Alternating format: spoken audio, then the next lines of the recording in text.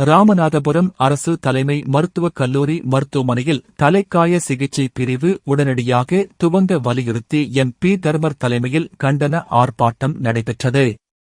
ராமநாதபுரம் மாவட்ட அரசு தலைமை மருத்துவக் கல்லூரி மருத்துவமனையில் தலைக்காய சிகிச்சை பிரிவு உடனடியாக துவங்க வேண்டும் என்றும், போதிய மருத்துவர்கள் மற்றும் ஊழியர்கள் நியமனம் செய்ய வேண்டும் என்றும், உயர் சிகிச்சை இல்லாமல் மதுரை ராஜாஜி மருத்துவமனைக்கு அனுப்பி வைப்பதை தவிர்க்க வேண்டி பலமுறை மாவட்ட நிர்வாகத்திற்கும் தமிழக அரசுக்கும் வலியுறுத்தியும் இதுவரை எந்தவிதமான நடவடிக்கையும் எடுக்காததை கண்டித்து ராமநாதபுரம் மாவட்ட ஆட்சியர் அலுவலகம் முன்பு அதிமுக தொண்டர்கள் மீட்பு குழு சார்பில் எம்பி தர்மர் தலைமையில் கண்டன ஆர்ப்பாட்டம் நடைபெற்றது.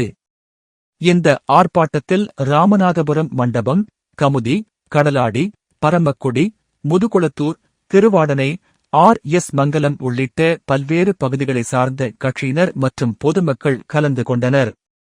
ஆர்ப்பாட்டத்திற்கான ஒருங்கிணைப்பு ஏற்பாடுகளை ஒன்றிய செயலாளர் முத்துமுருகன், நகர் செயலாளர் பாலசுப்பிரமணியன் உள்ளிட்ட பலர் செய்தனர்.